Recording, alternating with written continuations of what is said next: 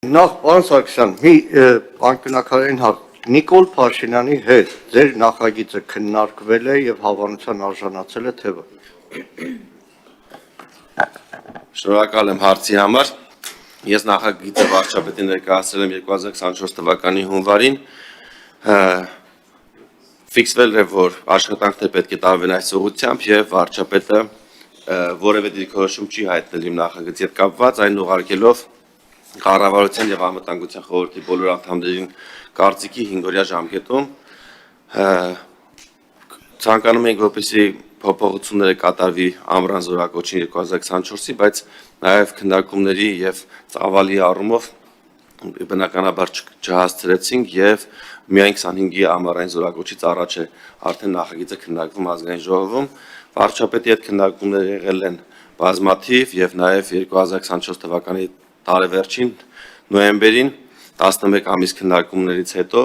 վարչապետը իր մոտ անցկացրել է խորհրդակցություն, որին մասնակցել են Պաշտպանության նախարարության ղեկավար կազմը եւ մյուս իրավապահ մարմինների ղեկավարները։ Քննարկման արդյունքում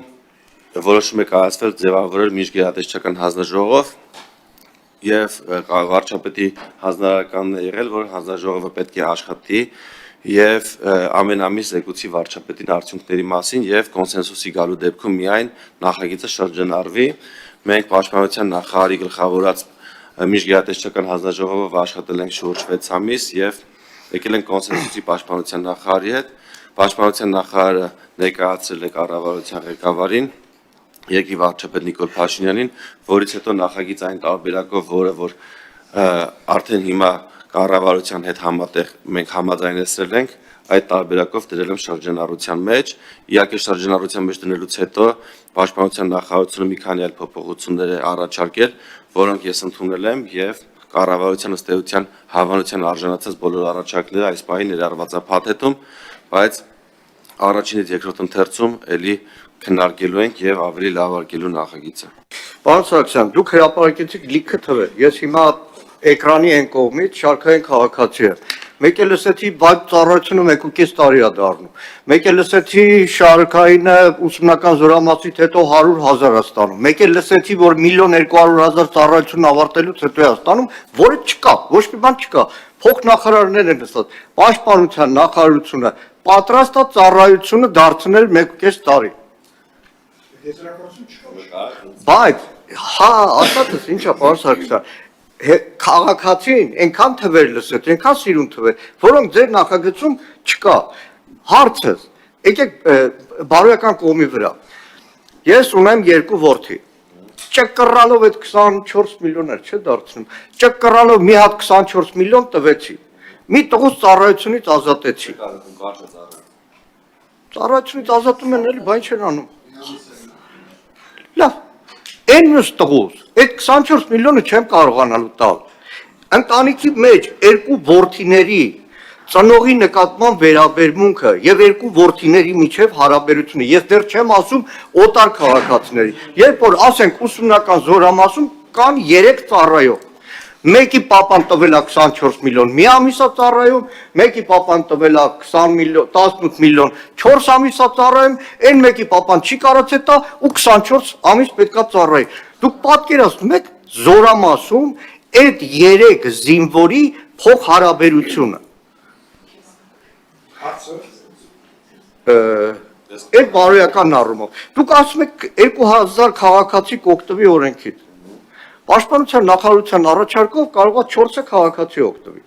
Որտեղ Պաշտպանության նախարարությունը ինչ է ասում։ Ամեն զորակոչից առաջ քվոտա եմ սահմանում։ Բայց այդտեղ էլ անորոշություն կա։ Երբ որ Սուրեն Պապիկյանին ասում են, որ քվոտա է սահմանում, ո՞նց են որոշելու, որ ձեր քվոտայով մենակ այսքանը կարող են ազատվել։ Դա ասում է, ով առաջինը վճարեց, կարող է վիճականությամբ, մինչև հիմա է։ Հա, կամ 7 քար խաղան։ 2000 թիվը ո՞նց է հիմնավորված։ Մի հարց էլ, երբ որ համաձայն եմ դեր առաջարկել կրկնակի փորձաքննություն, բայց ամբողջական փաթեթ պետք է լինի։ Դիցու կրկնակի փորձաքննության պարզվում որ բժշկական տեղեկանքները կեղծ են։ Քրեական օրենսգրքում փոփոխություն նախատեսվում է, որ այդ կեղծ նախկին տեղեկանքների համար կրեն պատասխանատվություն։ Մի քիչ շատ եղավ հարցերը։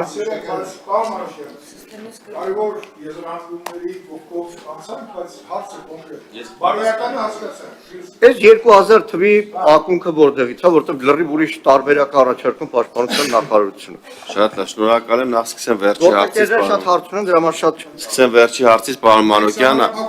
այսօր էլ մեր քրեական օրենսգիրքով նախատեսվում է 461-րդ հոդվածի երկրորդ մասով նախատեսվում է պարտադիր առաջին մասով նախատեսվում է պատիժ պարտադիր զինվորական ծառայությունից խուսափելու համար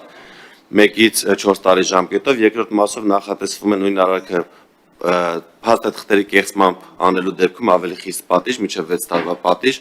որևէ բան փոխելու կարիք չկա, այդ օրենսդրությունը մենք արդեն ունենք եւ կարող ենք կիրառել եւ նաեւ 461-րդ հոդվածի վերջի մասով կա խրախուսական նորմ այն քաղաքացիները, ովքեր խուսափել են պարտադիր զինվորական ծառայությունից, եթե կամովին կդիմեն, որպեսզի անցնեն պարտադիր զինվորական ծառայություն, նրանք ազատվում են քրեական պատասխանատվությունից, այսինքն մենք ունենք վերջին